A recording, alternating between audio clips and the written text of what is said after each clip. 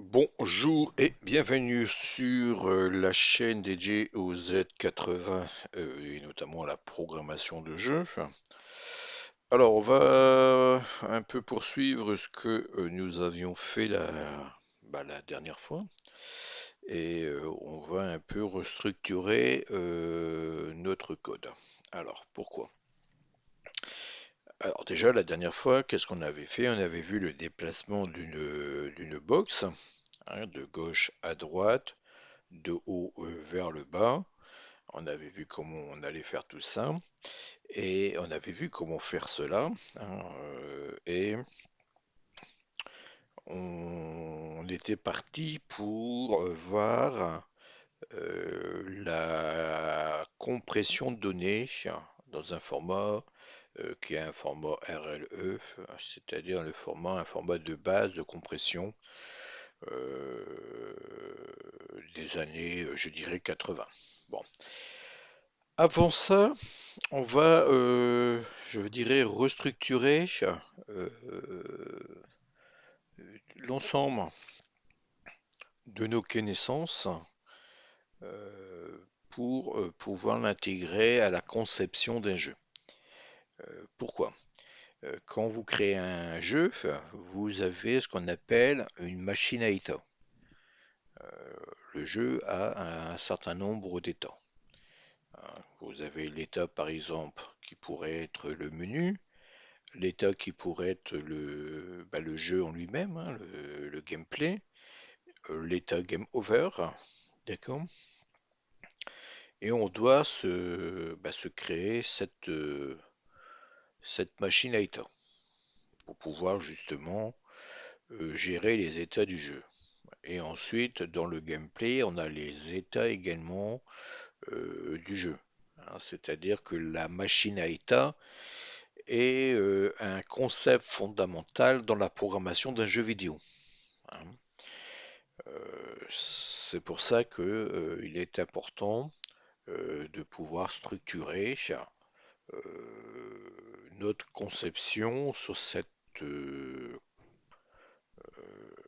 structure, hein, je dirais, conceptuelle, qui est de gérer des états. Alors, mettons, le jeu démarre, on va charger en mémoire le screen title, qui est un état, d'accord? Alors, imaginez-vous que quand vous affichez l'image, je dirais, de titre du jeu, on n'a pas besoin euh, forcément de lire le clavier, par exemple. D'accord? Puisqu'on pourrait se dire, par exemple, que cet écran va s'afficher pendant 5 secondes, puis ensuite on va basculer dans le jeu, hein, enfin dans le jeu, dans le menu. Hein. Et dans le menu, ben là, on a besoin de lire le son, de lire le clavier, d'avoir des compteurs. Vous voyez ce que je veux dire? Donc on a besoin fondamentalement de pouvoir créer un modèle conceptuel, hein, ce qu'on appelle un moteur de jeu, qui nous permettrait de pouvoir séparer dans la conception ces états, ces différents états et de les gérer. D'accord? Et aujourd'hui, c'est ce qu'on va voir. C'est-à-dire, on va voir comment mettre en place ce gestionnaire d'état, hein, tout simplement, au niveau de notre programme. Alors, on va bien évidemment reprendre des choses qu'on a déjà vues à la base. Hein. Donc là, on va restructurer sur un niveau qui sera un niveau 3. D'accord?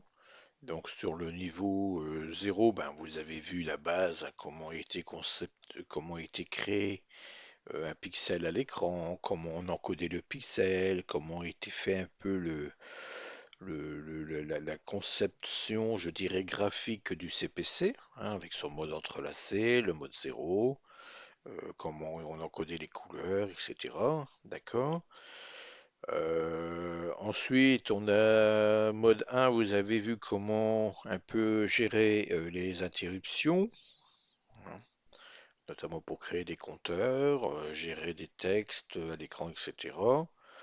Le mode 2, ben, on a vu un peu comment déplacer du coup des objets sur l'écran, hein. Et là maintenant, on va voir comment on va structurer, je dirais, le jeu, hein, tout simplement, de façon à ne pas être limité à une conception simple, je dirais, mettons, d'un casse-brique ou d'un shoot 'em up ou autre chose, hein. C'est-à-dire que là, on va pouvoir créer, avec un moteur de jeu qu'on va créer nous-mêmes, hein, tout simplement, le jeu qu'on a envie de créer, hein. C'est-à-dire que le moteur ne changera pas. Par contre, il y aura les scènes qui vont changer, il y aura les interruptions et la gestion des styles interruptions qui vont changer selon le level, selon l'état du jeu, par exemple. D'accord? Bien. Alors, j'avais fait, il me semble, un petit graphique. Si je dis pas de bêtises, alors je vais voir, mais il me semble que j'avais créé un peu la logique de ce que nous allons créer, hein. Alors, s'il veut bien s'ouvrir, il me semble que j'avais fait une image. Alors, je vais regarder.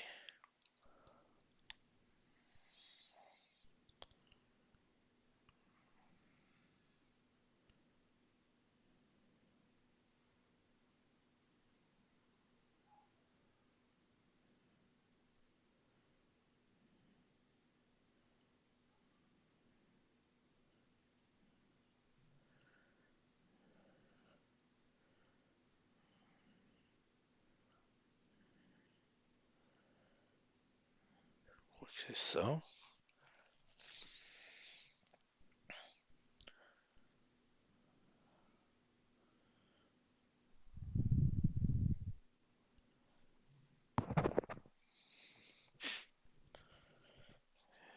Oui, allô? Oui. Bon, ouais, enfin c'est... Ouais, si, c'est ça. Voilà. Donc on va donc nous initialiser tout simplement faire ces étapes, hein. C'est-à-dire on va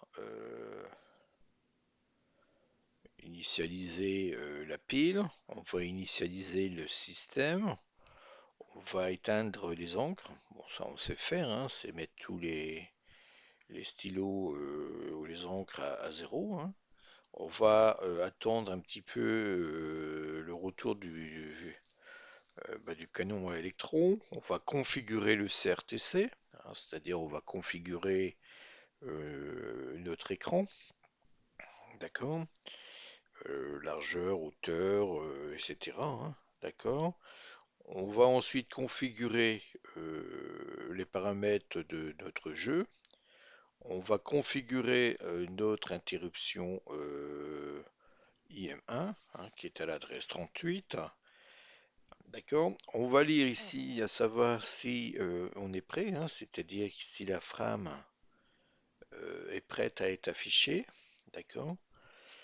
Et ensuite, on va l'afficher, hein, tout simplement, hein. Donc dans la boucle principale,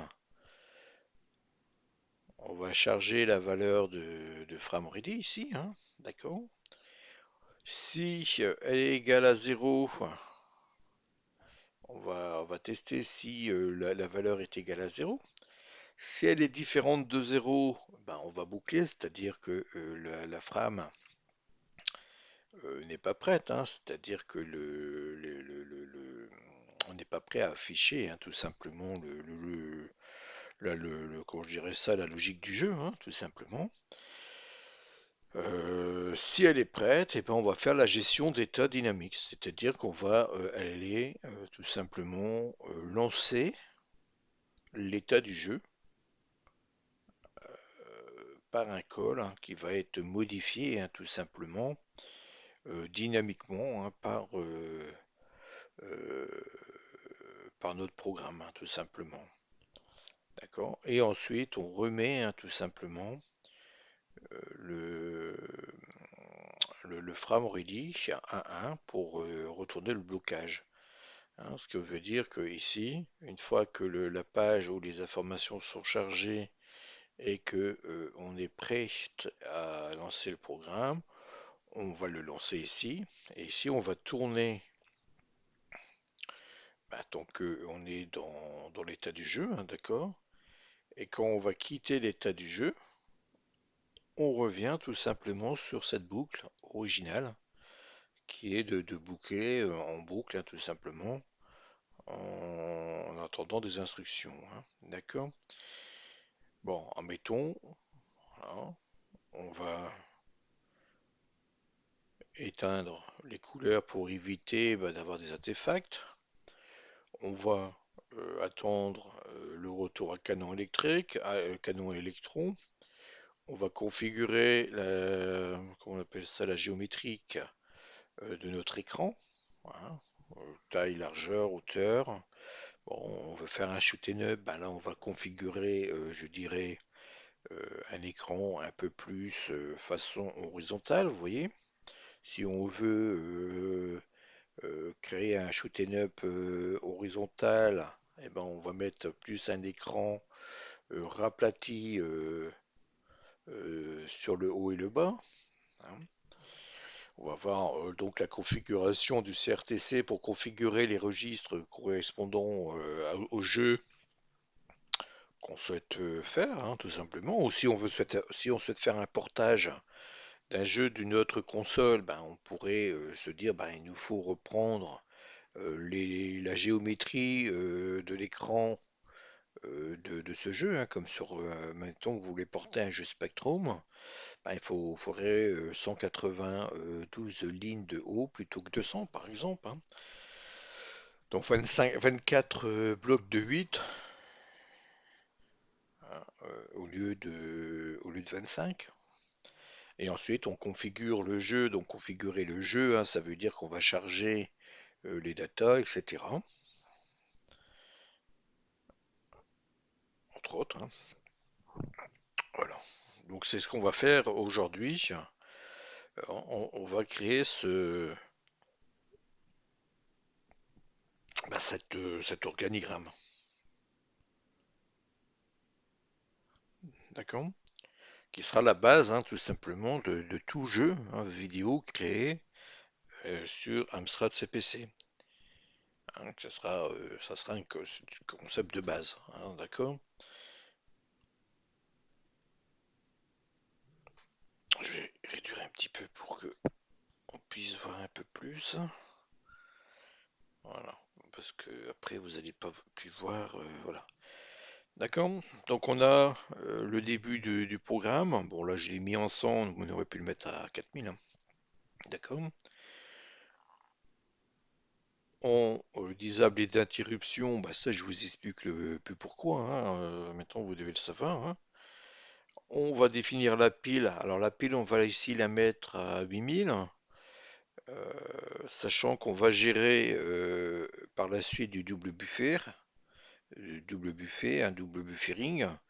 On va utiliser la mémoire vidéo RAM C000 et adresse mémoire 8000, hein, donc les 16K de 8000, les 16K de C000 pour gérer un double buffet, hein, d'accord? Donc mettre l'adresse mémoire à 8000, donc en mémoire haute, n'est pas une incohérence en soi, hein, hein, puisque tout le code va être entre 4000 et 8000. Donc, on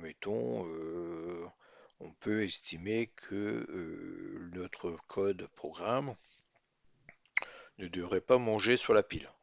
Bon, d'accord? Si c'est pas le cas, on changera, mais normalement, ça ne devrait pas poser problème. Donc aujourd'hui, on va voir ça, hein, d'accord? On va voir l'initialisation du système, éteindre les encres, attendre tout simplement le balayage vertical, Configuration du CRTC, configuration du jeu, hein, tout simplement. On va voir comment on va faire ça. Configuration des interruptions. Voilà, tout ça, c'est ce qu'on va faire aujourd'hui. D'accord? Alors, je vais refermer ça.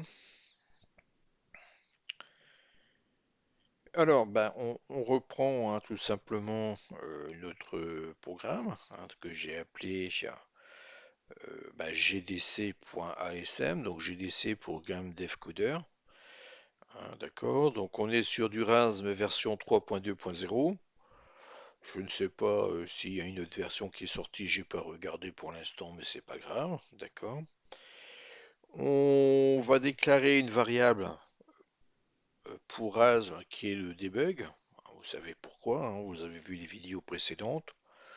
Hein, celle-ci nous permettra tout simplement d'afficher des informations à l'écran, hein, par la suite, hein, même si là aujourd'hui on n'en a pas besoin, d'accord. Et on va faire notre boucle principale et les initialisations de notre Amstrad, d'accord. Donc on a point d'entrée principal du jeu, d'accord. On va configurer le système. On va gérer la synchronisation de la boucle via une interruption, c'est l'interruption EM1, et on va utiliser donc un gestionnaire d'état dynamique. D'accord?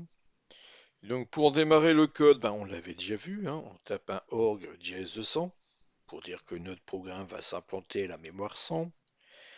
D'accord? Code, ben, on disable les interruptions. On fait ça pour ne pas être embêté par le firmware. On implante à l'adresse 8000 notre pile. Et ensuite, on va initialisation du système. Voilà, donc on va faire un appel à étendre l'encre, un appel à attendre VBL, un appel à config CRTC, un appel à config GAM, un appel à config IM1, et puis ensuite on va charger l'adresse du drapeau de synchronisation. Et on va rentrer dans notre boucle principale. Donc notre boucle principale fait quoi? Bah, il va venir lire le drapeau. Le AND A ici, c'est pour faire un test si A, bah, A est égal à 0. Donc si la valeur de A, AND A est égale à 0, on va boucler jusqu'à ce que A soit différent de 0.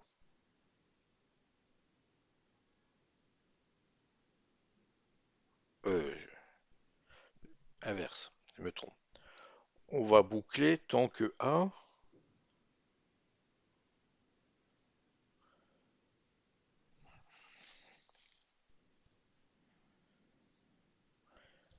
c'est ça, on va boucler tant que A est différent de 0.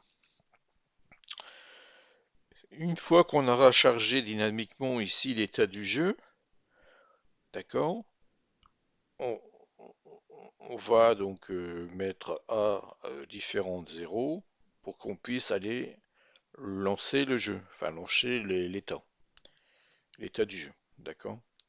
L'état du jeu va se lancer. Une fois que l'état de jeu, si on doit quitter l'état du jeu, on revient mettre l'état de la frame à 1 pour la bloquer. Et on revient ici au blocage. D'accord? Bon. Alors, on va insérer ici bah, tous nos sources extérieures, notre bibliothèque, nos fonctions, etc. Et on va déclarer bah, ici nos variables. Pour l'instant, il n'y en a qu'une. C'est la variable frameready qui est égale à 1. Hein, en octet, un byte qui est égal à 1.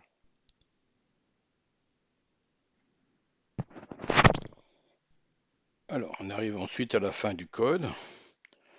Et puis plutôt que d'avoir mis tout en haut, ici, les variables de RASM, enfin les variables paramètres de RASM.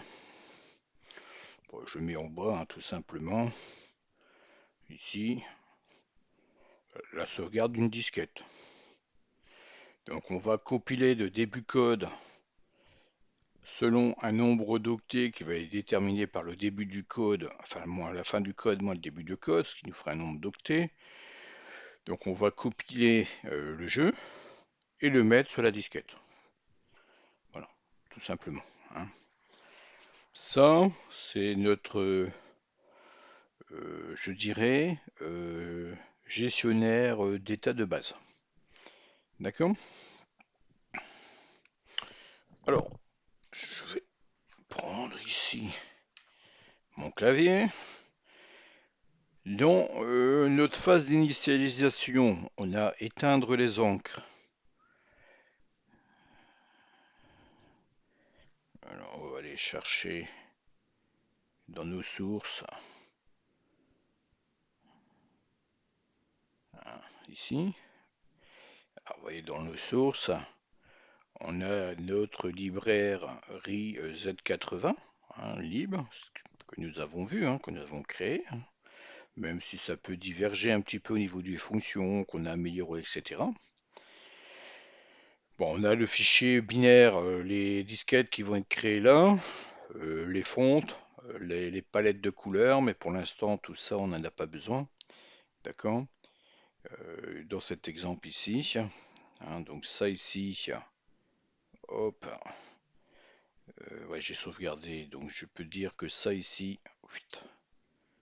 on n'en a pas besoin pour l'instant.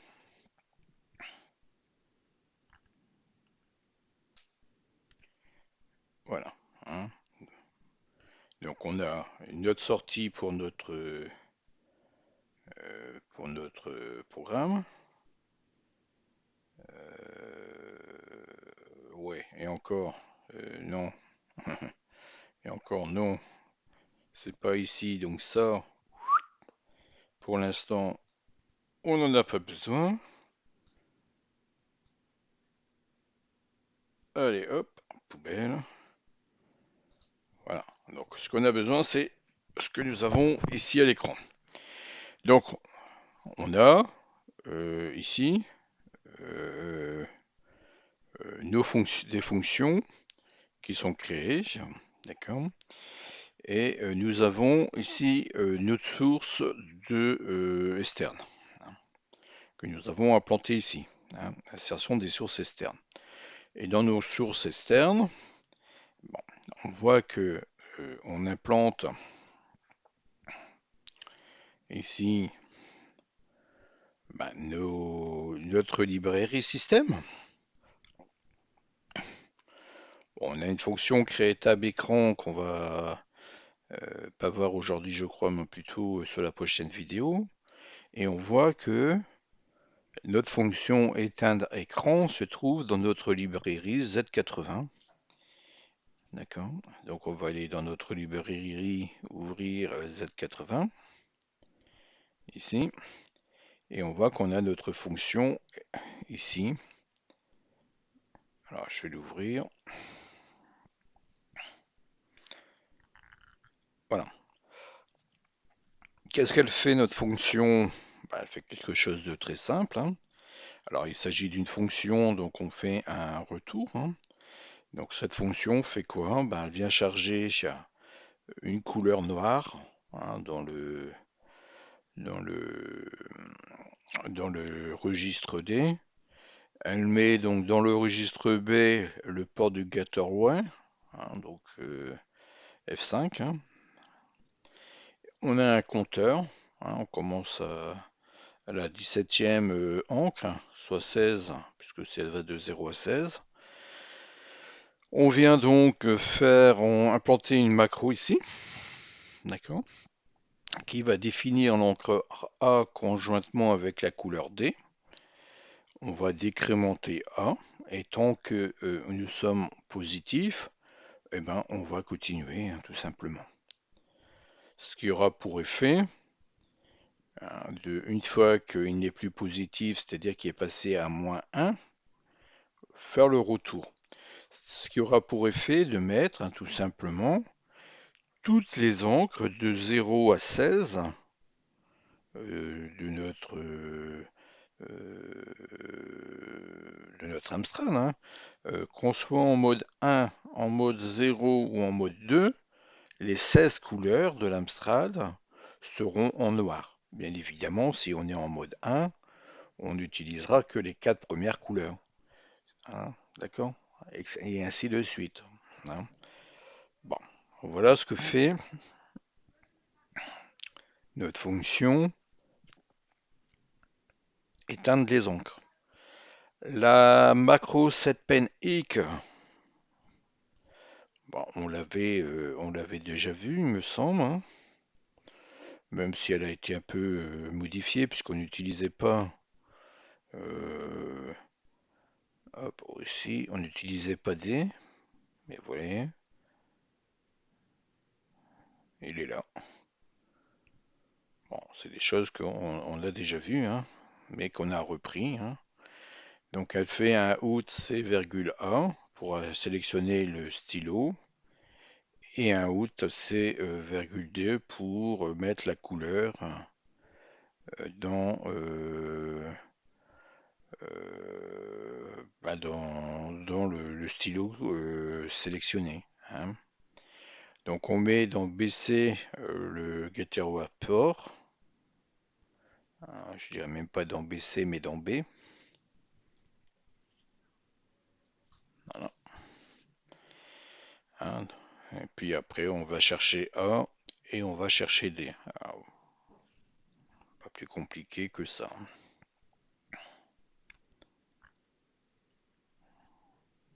Les couleurs Harvard, ben, ils ont été définis. Alors, je vais vous montrer où. Hop. Puisque ici, alors pour charger les éléments du système, vous voyez, il y a un système équivalent hein, pour tous les équivalences.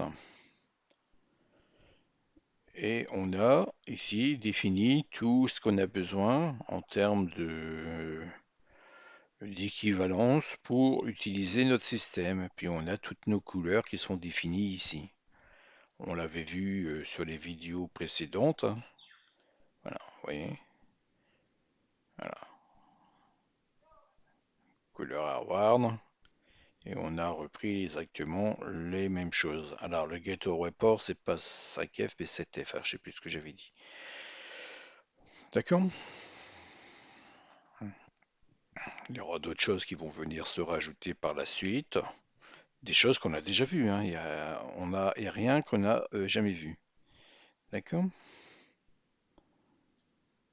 Voilà. Donc ça, ce que fait ça, ici, dans notre état de jeu, c'est cet appel ici, c'est qu'on éteint tous les couleurs. On met tout à noir.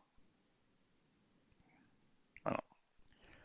On met tous les couleurs en état 0, c'est-à-dire enfin dans la couleur noire, qui est la couleur par défaut 0 enfin pas 0, mais du hardware, ça doit être 54, si je dis pas de bêtises en hexadécimal. D'accord? On va attendre le retour du canon à électrons, ici. Donc ça c'est dans le PPI, hein, on l'avait vu. Hein. Dans le PPI, on a une fonction, euh, excusez-moi, ici, on a une fonction attente VBL qui va utiliser donc le système dans le PPI. Donc on va l'ouvrir.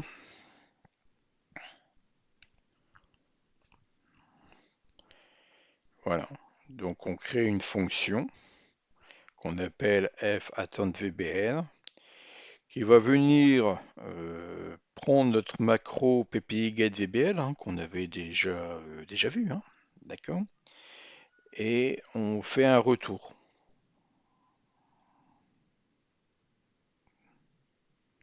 Voilà, c'est notre fonction d'attente de retour de notre canon à électrons. La fonction MPI get VBL, hop, bah, on l'avait déjà vu, hein, c'est dans le PPI, donc dans notre système, dans le PPI, nous avons une macro getVBL ici.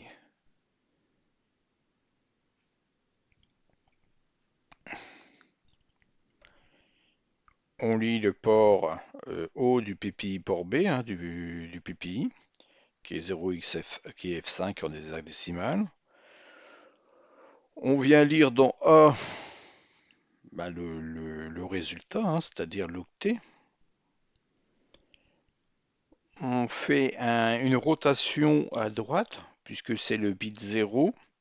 Donc voilà, RRCA fait un décalage de bits à droite et vient mettre le bit dans le carry fly le plus à droite, hein. Donc on fait un RRCA, donc le bit 0, on le met dans le carry fly et puis on le teste. C'est-à-dire si on a le V synchro égale 0, bah, c'est que c'est qu'on n'est pas on n'est pas on n'est pas en retour de balayage, hein. Donc du coup on n'a pas de carry, hein. Et si on n'a pas de carry, bah, on reboucle. Si on a le bit 0 du registre, enfin dans A maintenant, qui est à 1, bah, du coup c'est que on a un VBL. D'accord? Donc on a un retour de canon à électrons en haut de l'écran. Pas plus compliqué que ça, c'est ce que nous avons vu, hein, tout simplement la dernière fois.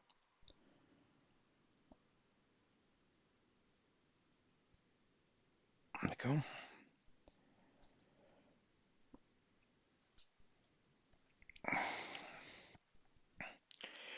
Alors ensuite, on a la configuration du CRTC. Alors si on va voir dans... Ah, j'ai fermé nos ressources, les ressources, ça va, je vais rouvrir.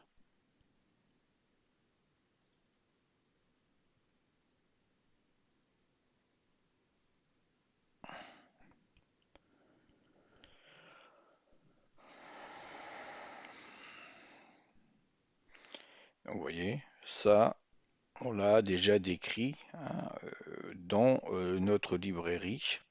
Donc on pourra réutiliser ces fonctions partout dans nos jeux, hein. Puis on a ici la fonction de configuration du CRTC. Donc on va aller voir ce qui est fait.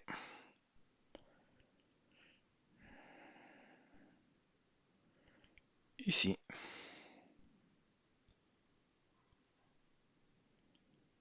Alors là, c'est un petit peu plus, je dirais, un peu plus compliqué, même si ce n'est pas réellement, hein. Donc, on va lire une table CRTC, hein. Donc, on va mettre l'adresse de la table, hein, ici, hein, dans HL. On va mettre un compteur C qui sera égal au nombre de registres qu'on veut affecter. D'accord? Et on va lancer une macro, hein, de notre bibliothèque qui s'appelle CRTC CRC Setup. Qui va faire quoi? Ben, qui va lire chaque valeur et les mettre dans les registres du CRTC. Alors, vous voyez qu'ici, on a défini hauteur de pixels divisé par 8. Hein. Donc, hauteur de pixels, on a dit qu'on voulait 192 lignes de haut. D'accord? Et on a également défini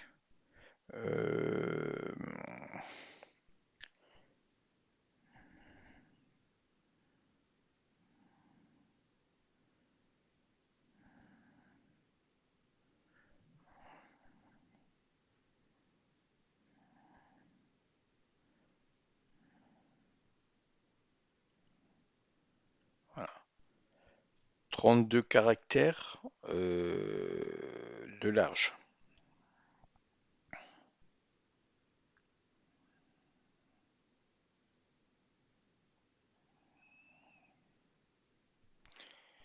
On avait défini que la hauteur d'un caractère, bah, c'est 8 lignes, de 0 à 7, ici, hein, le registre 9. On a défini hauteur de pixels divisé par 8, donc 192 divisé par 8, ça fait 24 lignes de haut. D'accord? Et on a défini 32 caractères sur la largeur. Ah, d'accord? Donc 32 fois 8. Voilà, ici, comment on peut configurer, je dirais, l'écran. Hein, la largeur, la hauteur de l'écran. On peut également définir bah, tout ce qui est VBL, hein, la verticale de synchronisation horizontale ou verticale.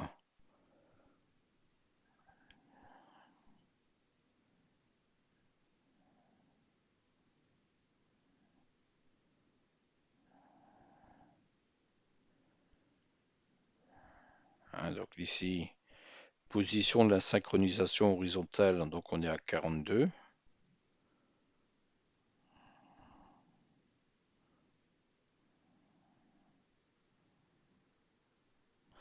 À 24 lignes, etc. Donc on s'amusera à redéfinir, je dirais, ces valeurs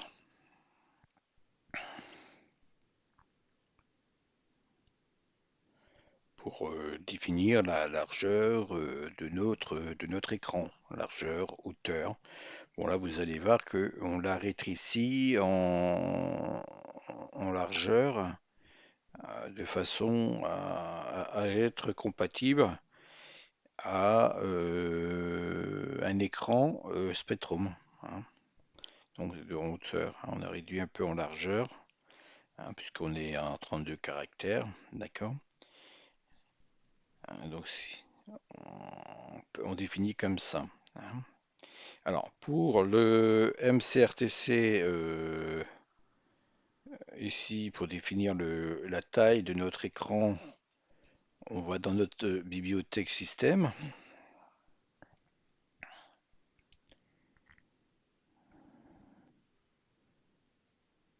Ici. Et nous avons un système CRTC ici avec notre macro CRTC Setup qui est ici. On va l'ouvrir.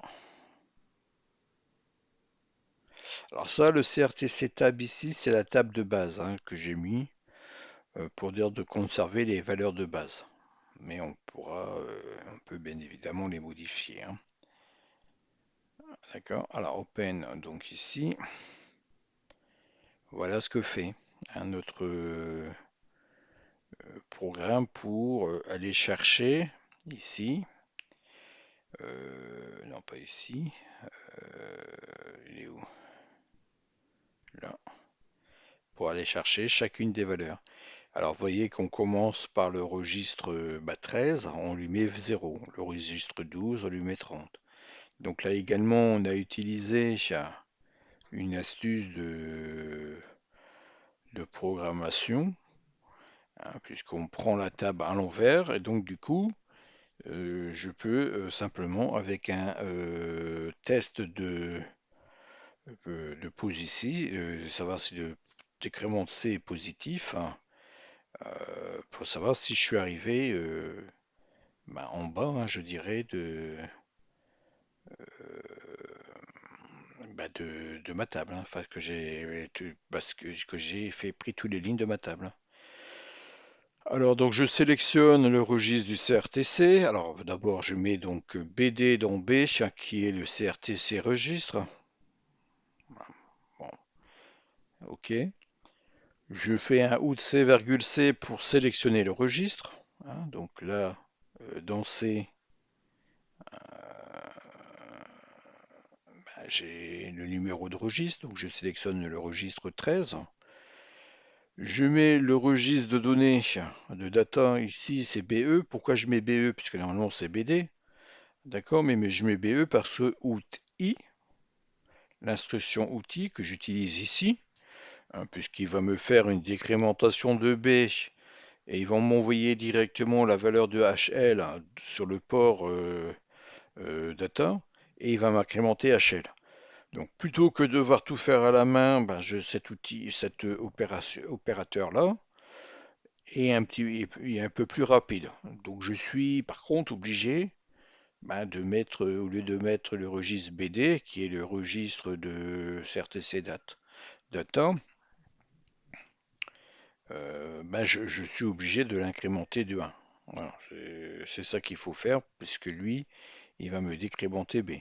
Mais l'avantage, c'est qu'il va m'incrémenter HL, d'accord, automatiquement. Et il va lire directement euh, l'emplacement mémoire de HL.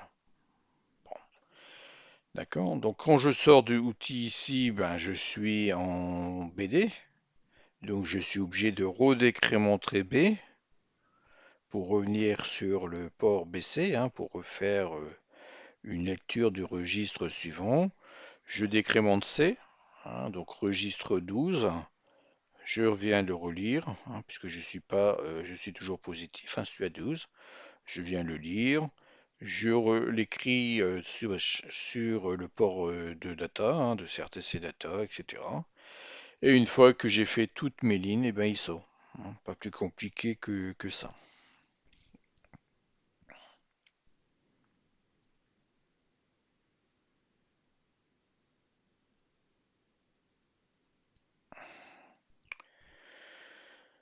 Alors, ensuite, on a la configuration du programme, hein, du jeu en lui-même.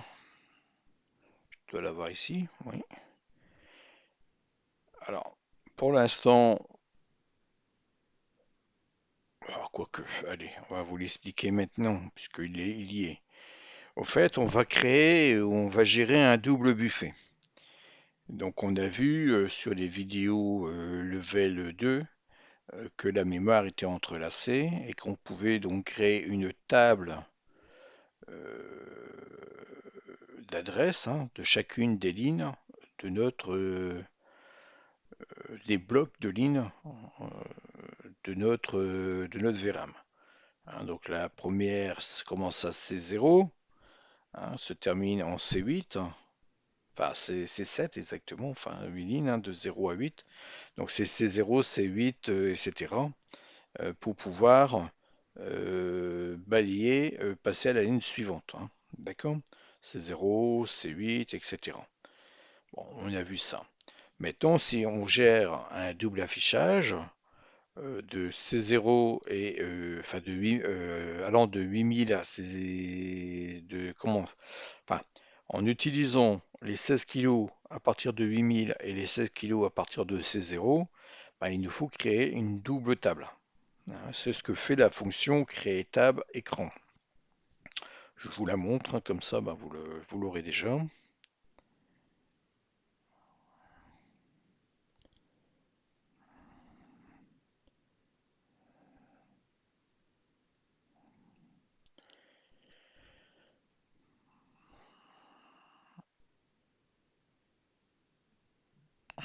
Donc, on commence à créer et à générer à partir de l'adresse C000, d'accord, les différents emplacements VRAM. Donc C0, on lui dit, ben, on va commencer à en mettre ça dans une variable hein, qui s'appelle screen address tab-c0, qui sera ici, qui va contenir ben, autant de valeurs. Alors x2 parce que là c'est des defs s, c'est-à-dire que je définis un emplacement. Hein. Def s, c'est-à-dire je définis un nombre d'octets.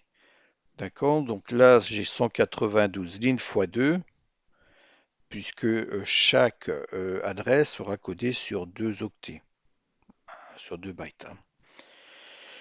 D'accord? Et là, donc, je réserve également la même chose pour l'emplacement 80. D'accord? Et ici, j'ai,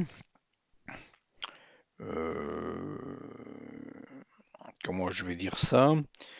Une variable ou une zone mémoire de 2 octets qui va me servir à savoir si j'affiche sur la page tab 0, c'est 0, ou si j'affiche sur la table 80.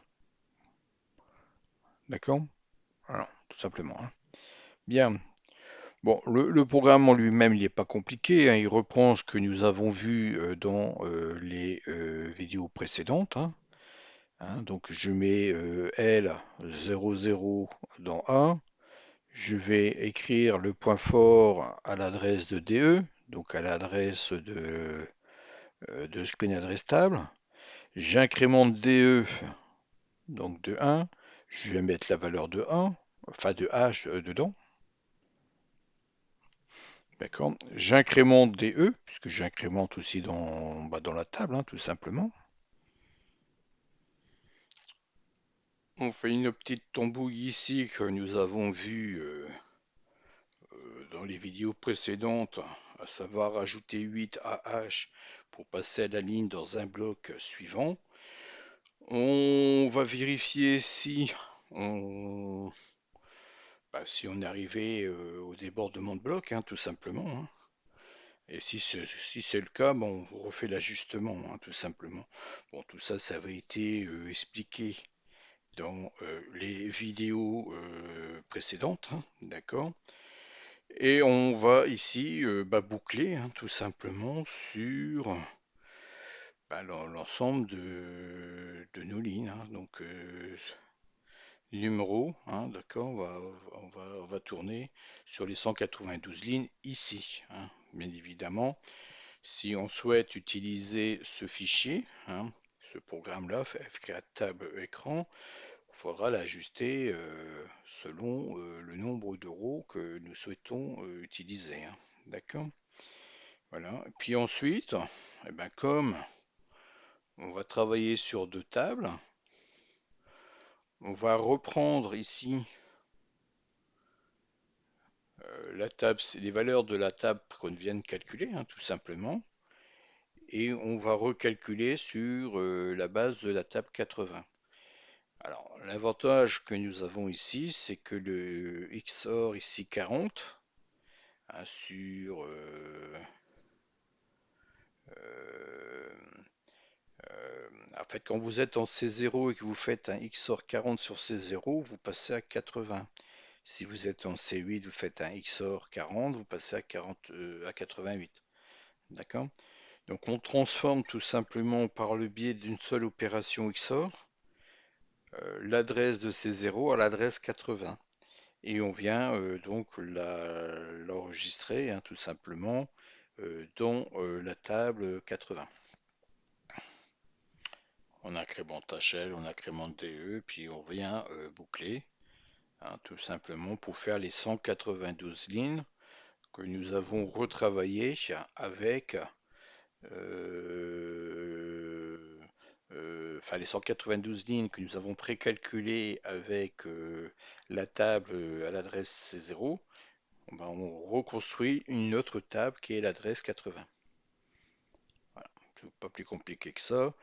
Et par défaut, donc du coup, on fixe le pointeur actif, c'est-à-dire on fixe la table de travail par défaut qui sera la table C0, hein. Donc on vient lui inscrire que nous souhaitons ici avoir l'adresse de la table qui est juste au-dessus, c'est-à-dire l'adresse de la table C0 par défaut.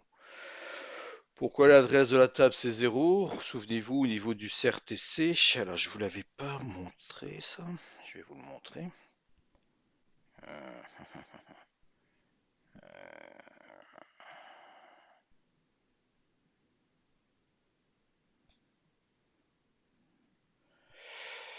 piou, piou, piou, piou. Piou, piou, piou, piou, piou.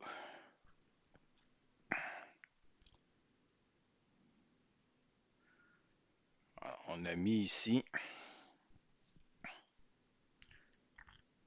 ouais, 30 qui est l'adresse de C000. 20, si je dis pas de bêtises, ça doit être 80 00. Bon, il faudrait faire ces zéros fois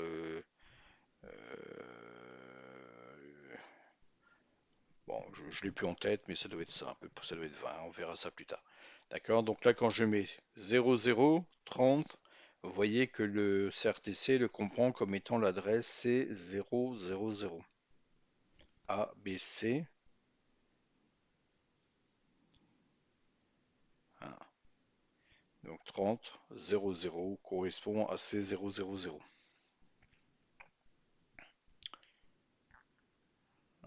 Alors je vais refermer des choses ici. Là, je vois rien du tout. C'est embêté. Bon, voilà. Donc ça, la table, on l'a vu. Le CRTC, on l'a vu. Le config gamme. Voilà. Donc là, on crée. Donc dans la configuration du jeu, on va donc créer les deux tables tout simplement d'adressage de la mémoire. On définit l'état initial du jeu. Hein, donc ici, hein, vous voyez, on a ID état, état test qui équivaut à 3. Donc on va lui mettre qu'on veut l'état test, hein, c'est-à-dire la scène de test, hein, tout simplement. D'accord? Et on va dans notre fonction JP, donc on va sauter à l'adresse F changer état du jeu. Hein, on va voir la fonction F changer état du jeu. C'est celui-là, je crois, non? Voilà. F changer état du jeu, c'est ça. On a créé une table d'état, d'accord? Donc on va dire que on va sauter au menu, c'est l'état ID 0. On va sauter au jeu, c'est l'ID 1. On va sauter au gamme ouvert, c'est l'ID 2. Et on va sauter au test, c'est l'ID 3. Donc là ici, changer état du jeu, on a rentré la valeur A égale 3. On va multiplier 3 par 2, 6. Pour arriver ici, hein, donc 1, 0, 1, 2, 3, 4, 5, 6. Donc on arrivera bien à f état test, à l'adresse de f état test.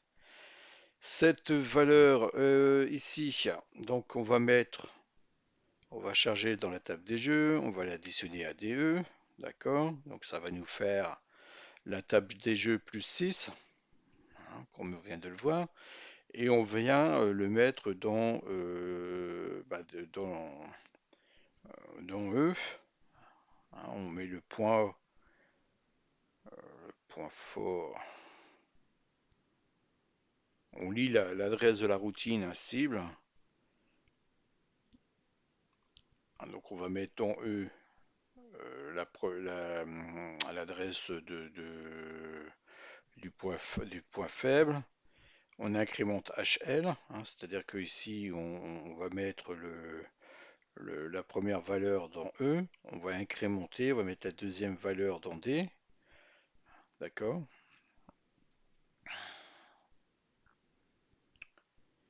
Ensuite, on va aller pointer à l'adresse état des jeux actuels plus 1, c'est-à-dire qu'on va aller pointer à l'adresse ici. Donc plus 1, le col c'est un octet, et on a deux octets ici, donc on va venir pointer ici, hein, sur ça, pour inscrire tout simplement l'adresse, la valeur hein,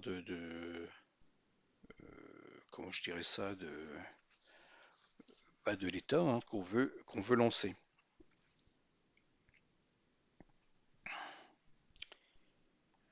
Voilà. Donc on va mettre E dans HL, on incrémente L et on met D dans HL.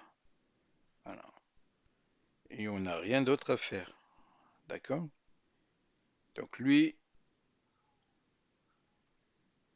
maintenant, ici, quand on a configuré ici le game, on a fait une configuration du game, vous savez que ici, l'état du jeu est sur l'état qu'on a défini. On a défini qu'on commençait à l'état test, donc on est sur l'appel à la fonction état test. On continue.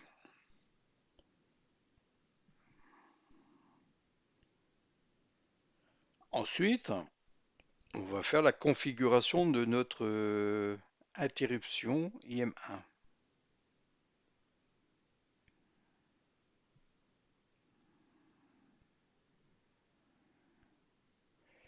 Attente VBL, on l'a vu. On a vu. Alors,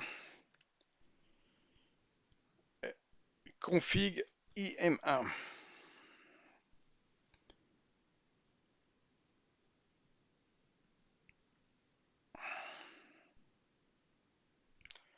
Il est là. Bon, ça on connaît, hein, il n'y a pas de surprise hein, non plus. Hein. On disable les interruptions. On va mettre donc à l'adresse 38 notre C3, qui est le jump. Bon, on n'est pas obligé, il est par défaut, mais on ne sait jamais, on le remet. Et on va mettre ici l'adresse de notre IM1 callback à l'emplacement 39. On rétablit les interruptions et on fait un retour. Ce qui veut dire qu'à partir de maintenant, tous les 3 centièmes de seconde, on va rentrer dans FIM1 callback. C'est-à-dire que le compteur est lancé. D'accord? Et FIM1 callback,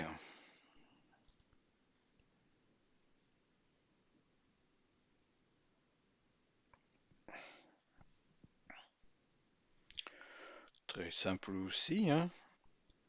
On vient ici. Alors, il ne faut pas oublier que dans une procédure d'interruption, il faut sauvegarder tous les... Enfin, il faut pas perdre le contexte, c'est-à-dire tout ce qui était les registres HL, DE, AF, etc. Ne doivent pas être changés. Hein. Donc, il ne faut pas oublier ici de sauvegarder hein, sur la pile ou alors d'échanger les registres comme j'ai fait, puisque moi je n'utilise pas pour l'instant de changement de registre dans ma programmation. Hein. D'accord? Donc je bascule tout simplement sur ce qu'on appelle les registres fantômes, hein, puisque le Z80, et on l'avait vu dans les vidéos précédentes, possède deux jeux de registres. Un jeu de registre qui est utilisé et un jeu de registre fantôme qu'on peut également utiliser pour faire des sauvegardes. Hein, donc là, j'utilise le jeu de registre fantôme hein, de façon à pouvoir restaurer les registres actuels, normal, au moment où je sortirai de ma procédure d'interruption. Donc je vais ici de nouveau tester le VBL. C'est la même procédure hein, que j'avais précédemment, à part que ici elle est mise en dur. Hein. Donc je vais chercher en B le point fort du port B du PPI. Je lis donc l'octet. Hein. Je fais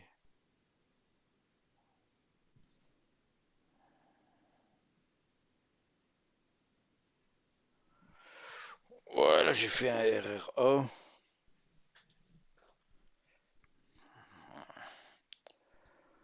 Ouais, ouais, j'aime pas le RRA. Alors attendez, je vais revoir ça.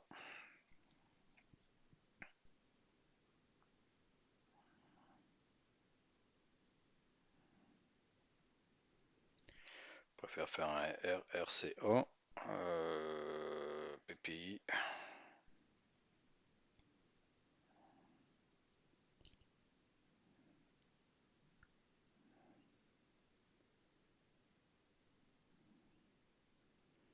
Alors, c'est plus, ouais, RCA pour gérer la notion de carry. Bon, je sais pas pourquoi j'ai mis RRA. Bon, là on fait un RCA. Voilà. Pour être pour correspondre au mieux au code que j'ai de l'autre côté, hein. J'aurais pu mettre la macro, hein, ici, hein. J'aurais pu mettre ça, hein. J'aurais pu mettre MPPI get vsynchro ici, hein. Ici, j'aurais pu mettre ça, hein. Non, j'aurais pas pu puisque lui il va m'embêter, donc ouais, j'aurais pas pu, non. Non, j'aurais pas pu puisque ici je gère. Si jamais je n'ai pas de synchro, hein, c'est-à-dire si j'ai pas balayé 6 fois les 300, enfin les 6 interruptions IM1, je saute au fait, hein. C'est-à-dire que tant que je suis pas en haut de page, bah je ne fais rien, hein, je saute. D'accord? Et si j'ai un VBL, hein, c'est-à-dire que ma page, je suis en haut de ma page, hein, donc je suis au début de la nouvelle frame, hein, puisque je suis en haut de mon écran, et ben là je lui dis début de frame, ok, hein, je lui dis c'est ok, je mets 0. Je mets 0 pour débloquer ou libérer la boucle qui est ici, hein, c'est-à-dire, souvenez-vous, hein, ici, l'interruption est mise en place. Je lis mon frame ready. Là, par défaut, le frame ready est à 1. D'accord? Donc, je suis dans ma boucle du jeu, si vous préférez. Je suis ici, je boucle. D'accord? Puis, quand l'interruption va se mettre à 1, ici, quand lui va, comme quand j'aurai pas le carry ici, le no carry, hein, quand j'aurai le carry, en fait, il va gérer ça. Il va mettre 0 dans le frame ready. En mettant le 0 dans le frame ready, ben ici, je passe ici et je viens lancer ben, ma fonction, mon état de jeu que j'ai mis là, qui est le test, hein. Donc, config jeu, ça, on l'a vu. Ça, on l'a vu. Ouais, j'enregistre. Le IMA1, on l'a vu. Donc là, je vais donc j'ai configuré le test dans game qui est le F état test, hein. Je reprends.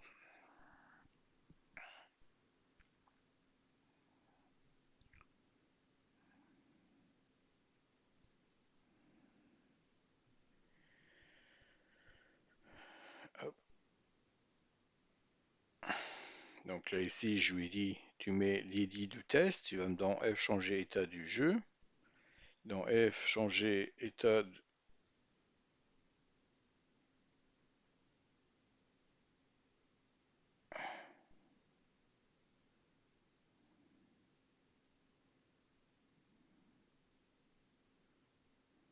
changer ici. Changer état du jeu. Il vient me mettre quoi? Ben, il va me prendre. Il vient me mettre dans le call, hein, de l'état de jeu actuel. F état test. D'accord?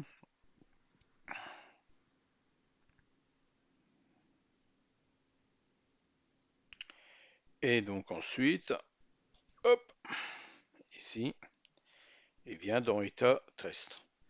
Qu'est-ce que je fais moi dans l'état test? Bon, moi je fais un truc tout bête, hein, je change la couleur 1 en mettant en blanc. D'accord? Alors, 2 en mode, là on n'a pas changé le mode, donc on est en mode 1. En mode 1, Pour avoir 8 pixels blancs, c'est F0. D'accord? Et je viens l'afficher à l'adresse C000. Voilà. Et je reviens donc ici à la boucle, hein. Je reviens ici, sortie de boucle. Je reviens au retrait et je reviens ici, hein. Donc là, le jeu va tourner en boucle, hein, tout simplement. Il faudra éteindre la machine.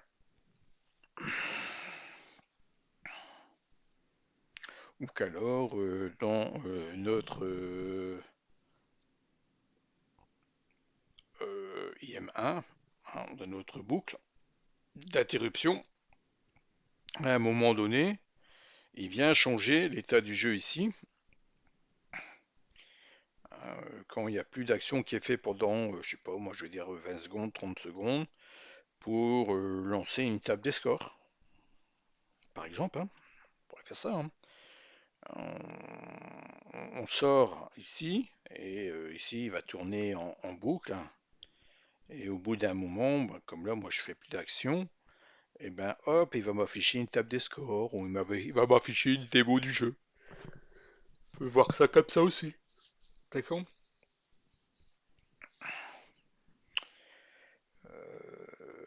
Voilà. Et ça, c'est la structure de base, euh,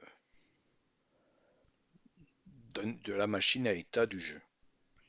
Très important, si vous voulez développer des jeux, une fois que vous avez créé cette structure, ben, ensuite il vous suffit plus que de créer, hein, tout simplement ben, vos états, hein. Voilà. Bon, là j'ai créé l'état test. Bon, je vais continuer sur l'état test. La vidéo prochaine pour afficher des objets et continuer à définir, je dirais, des tills, hein. Et on va également utiliser cet état test pour pouvoir bah, créer nos fonctions, hein. Par exemple, là, on voulait créer un compresseur RLE, hein. Donc on va voir comment on va le créer à partir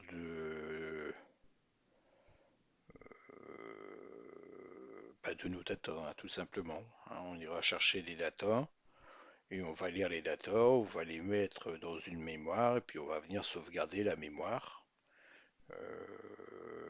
dans un fichier binaire compressé, hein. Par exemple, vous avez une image qui est affichée à l'écran, donc en C000. Ben, on va reprendre de C000 à la taille de l'image chacun des octets, puis on va voir comment on peut compresser ces octets, les mettre à l'adresse, admettons, 8000, et sauvegarder. Sauvegarder en fichier, dans un fichier binaire, title, par exemple, screen, title, par exemple, hein. Voilà, et on aura donc une image qui sera donc compressée, qu'on va mettre en mémoire, hein, mettons à l'adresse 8000, hein, qui sera compressée à l'adresse 8000, donc elle sera plus petite que l'emplacement des 16 kilo de l'adresse 8000, et qu'on va venir copier à l'adresse C800, C0, pour l'afficher à l'écran. Voilà, d'accord? Donc on a un tampon, on charge l'image dedans, et hop, on le bascule. D'accord? Bon. Et on pourra faire ça pour Nautilus, pour tout plein de choses, hein, qui pourront être utiles par la suite au niveau du jeu. D'accord? Donc là ici, état de thèse, bah, on l'a vu.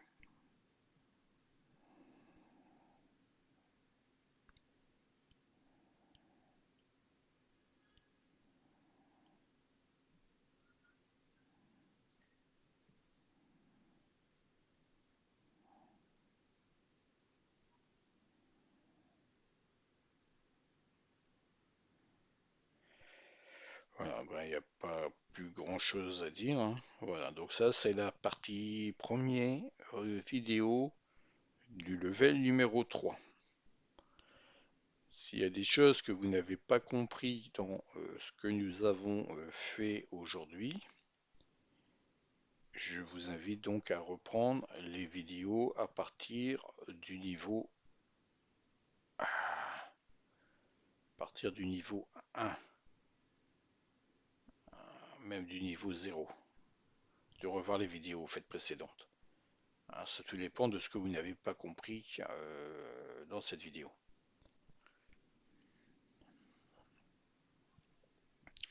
Donc souvenez-vous, hein, de l'organigramme.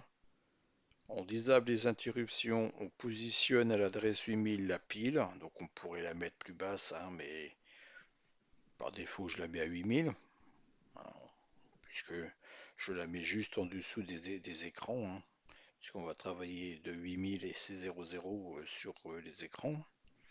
D'accord? J'éteins les encres. Première chose que je fais, je mets tout en noir, tous les encres en noir, donc j'ai un écran noir, ce qui me permet de travailler derrière sur les écrans ou de modifier la résolution de l'écran, hein. Ah oui, je vous ai pas montré. Il faut que je le lance, oui. D'accord? Je configure le jeu. Donc configurer le jeu, ben, je définis tout ce qu'il y aurait besoin pour faire fonctionner le jeu, hein. Je fais l'interruption. J'attends que dans ma boucle principale que la frame est prête, hein, c'est-à-dire que je suis en haut de mon écran. Et une fois que je suis en haut de mon écran, ben, je lance mon état de jeu actuel. D'accord? Une fois que l'état du jeu est fini, ben, je quitte, hein, tout simplement, je reviens ici. On pourrait imaginer qu'il y aurait un compteur qui, au bout de X frames, si rien n'a été fait, hein, si on n'a pas lancé quoi que ce soit, ben, on revient au menu, par exemple, hein. Ça pourrait être ça, hein. D'accord? Voilà, donc je pense avoir fini avec cette vidéo. La vidéo prochaine, on va commencer à créer des tilesets, hein, des tils. Je pense qu'on va faire ça. On va faire ça en mode zéro. Oh non, on va faire le title screen. Voilà, je vais créer un title screen, qu'importe. Comme on a vu, hein, on va créer une image tout simplement. On va ensuite convertir avec les outils que nous avons pour récupérer la palette, etc. Et on va créer notre title style, le title screen. Je sais pas comment je vais le faire. On va faire, voilà. Je sais pas, je sais pas du tout puisque j'ai pas d'idée de jeu à créer, hein, donc pour l'instant. Mais on va créer un title screen. Vous savez, comme dans Titus, hein, vous aviez une image qui s'ouvrait avec un petit. Il me semble que Titus c'était un petit renard, hein, marqué Titus en bas. Et après, soit on appuyait sur une touche pour quitter, ou voilà, automatiquement. Au bout de X secondes, bah, la page s'est fermée. D'accord? Je vais voir si je peux créer un- une image. Alors en mode zéro, en mode un ou en mode 2, je sais pas encore, on va voir. Bon, voilà, donc je vous dis donc à la vidéo prochaine. Et ensuite, oui, et ensuite, bien sûr, si je crée cette image, on va voir aussi la compression RLE, hein. Bon, hein, puisque l'idée aussi, c'est de pouvoir recompresser les données, hein, de façon à avoir des données un peu plus petites en mémoire. Moi, ce que j'aimerais bien faire aussi, c'est un loader, c'est-à-dire un chargeur, hein, c'est-à-dire que lui serait implanté. Oui, donc du coup, à l'implantation à l'adresse 100, on changera peut-être, hein, puisque j'aurai besoin du firewall, enfin du firmware, enfin des procédures internes au firmware. pour pouvoir gérer disquette par exemple, hein, pour aller lire, hein, tout simplement les données d'un fichier sur la disquette et le mettre en mémoire tout simplement, hein. Hein, donc si j'ai moi des datas, je pourrais éventuellement dire ah bah tel data je vais le compresser. Voilà, j'ai compressé le script title, ça sera un exemple, hein, puisque normalement le screen title, on le compresse pas, hein. On le fait en 16 kilooctets, puis on l'affiche, hein, puis c'est tout. On s'embête pas à vouloir le compresser. Mais bon, comme on va créer une autre procédure, une autre fonction de compression RLE, euh, bah, ça nous servira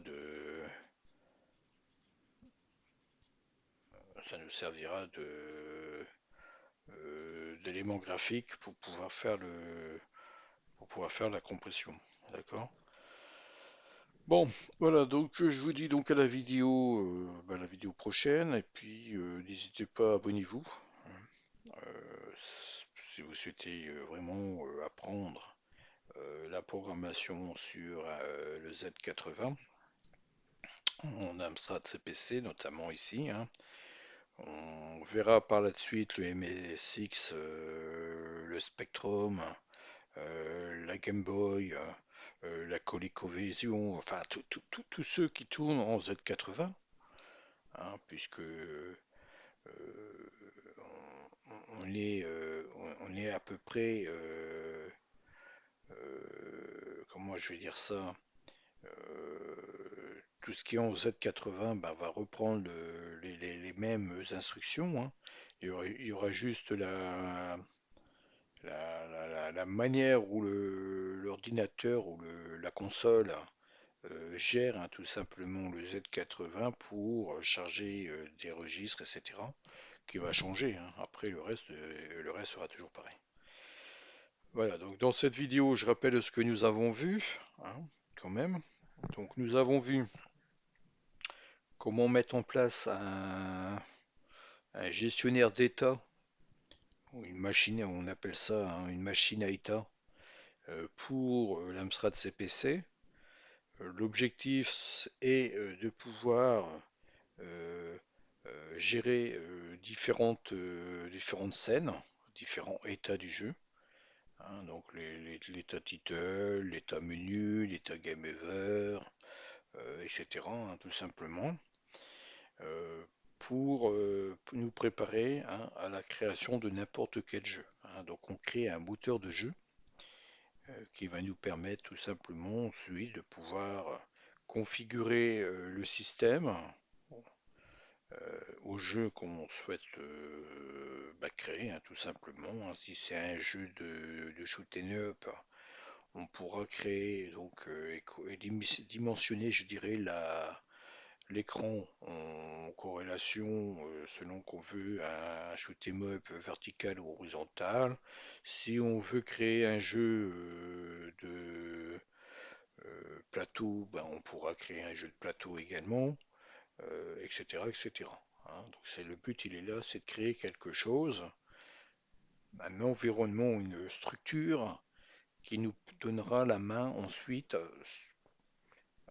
d'une façon simple, de pouvoir développer, hein. De ne pas se prendre la tête à dire ah oui, alors que moi je fais pour faire ci, comment je fais pour faire ça.